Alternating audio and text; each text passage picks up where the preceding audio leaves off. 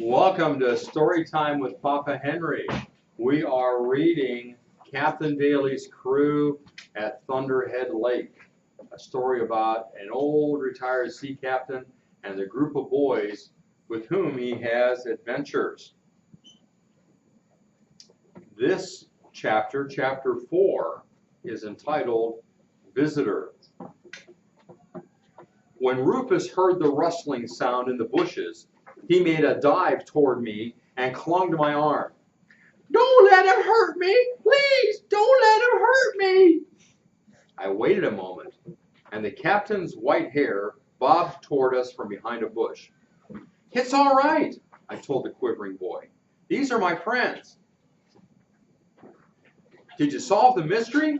I called when the gang emerged from the woods. One look at Pudge gave away the answer. "No," he replied. "We didn't see a thing except squirrels and chipmunks." Chuck added, "We did discover Thunderhead Lake curls around behind us. It's sort of like a big letter U." While the others were talking, Rufus was holding on to me as if he thought I was a slippery eel. I said, "Gang, this is Rufus Hayseed." Pudge stared like he saw a calf with 41 tails. With an unbelieving tone, he asked, "Rufus Hayseed?" "That's his name, and he had a bite to eat with me at lunch," I went on. "And I'm going to stay here and live with you," Rufus piped up. His words came as a surprise to me. The captain sized up the situation and said, "We would like to have you as our guest for the next few days, but I think you'd better ask your folks if it would be all right." Without a word, the little fellow ducked into the bushes and disappeared. "Probably be the last we see of him," Slim said. "Where did you dig him up, Gary?" Pudge asked.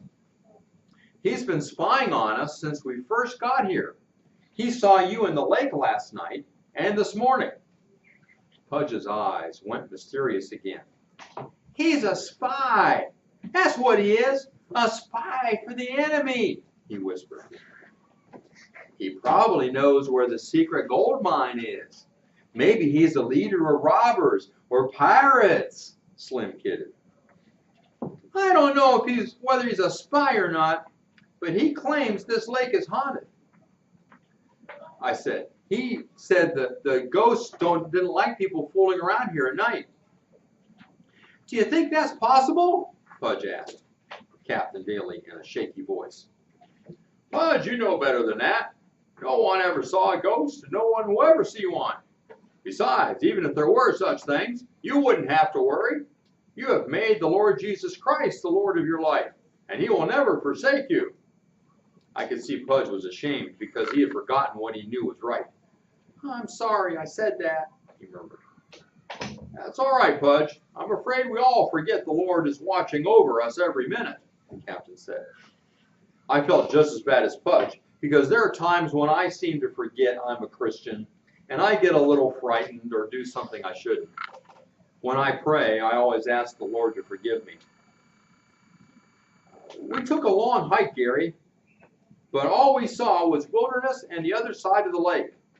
We did get a good view of Thunderhead. We decided to take a 2-day camping trip up to the top. It would be a lot of fun sleeping up there for a night." "Good idea," I agreed. "When do we go?" "Maybe the day after tomorrow," Chuck suggested. We talked about the hike and then took a dip in the lake. The water was sure frosty. Slim was teaching Chuck how to swim when I spotted a big, largemouth black bass, stone dead, floating on the water about 100 yards from shore. It seemed odd because the water was clean and pure, and fish generally don't die without reason. I grabbed its tail and dragged it in to bury it. "I wonder if that fellow had brothers or sisters. I'd like to hook into one of them," Slim commented. "Where did you find the bass?" "I found him out there," I said, pointing to the spot. "Wow, there's another one," Chuck exclaimed. Sure enough, there was another big bass floating tummy up about the same distance from shore. Pudge tried to link the dead fish with the mystery. After digging a hole for the fish, we just flopped in the sun. Somehow we didn't care to go swimming. Sounds like a plane, Chuck said, cocking his head. I heard the low, droning noise drifting toward us, and then it drifted away behind the camp. Maybe it's the red plane looking for us, Pudge said hopefully.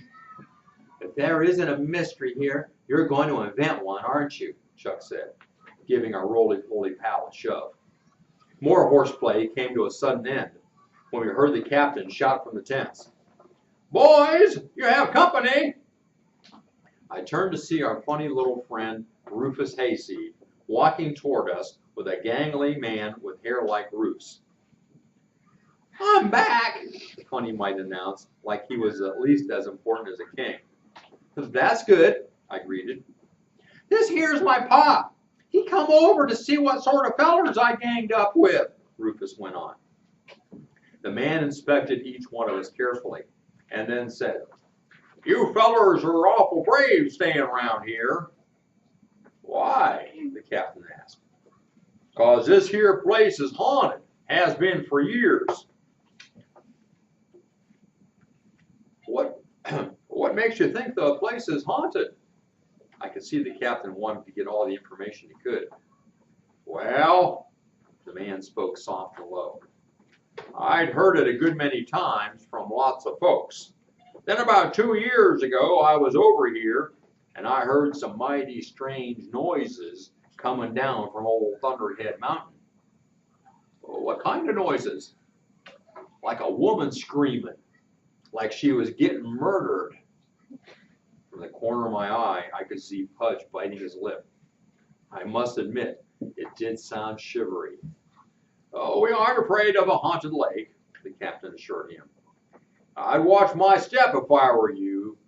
Mighty strange things happen in the woods, Mr. Hayseed warned. Aren't you afraid to leave Rufus? Chuck piped up. Well, now, I thought of refusing to let him come, but seeing he took up with one of you named Gary, I reckon I better let him stay. Those words about bowled me over, and I figured it was just part of a plan to make his father give in. But I had a surprise coming. We'll be glad to have Rufus with us until we go home, the captain said. The man had an early supper with us and then struck out for home. We asked him lots of questions, but he didn't give us much information. Pudge pumped Rufus with plenty more questions, and poor Rufus gave such crazy answers, he convinced Pudge he was a spy for the enemy. Rufus Hayseed, Pudge asked, acting like a lawyer, where were you born? I can't remember, but I think in Pa's trapping shack. How old are you? Ma said it was the year when the hogs all died, and that was the year before Pa broke his leg climbing a bee tree. Poor Pudge had to give up, but he kept staring at the kid in the funniest, suspicious way. We cleaned up the campgrounds and cut firewood for an hour when the drone of a plane came again. Then it roared overhead. It's not the red plane. It's a silver one, Pudge called. The plane circled around a few times lower and lower. It was small with pontoons so it could land on water. Look, she's coming in for a landing, Slim shouted, dashing down to the edge of the lake. The plane hit the water and taxied up to the shore. On the cabin, I saw the words Forest Patrol and Game Conservation. 2 men dressed in khaki got out of the plane and hopped to land. Hello, they greeted. The tallest one said, well, if it isn't Rufus Hayseed, how's your hound dog? Little Ruf almost split with pride at being addressed by such an important person as a game warden.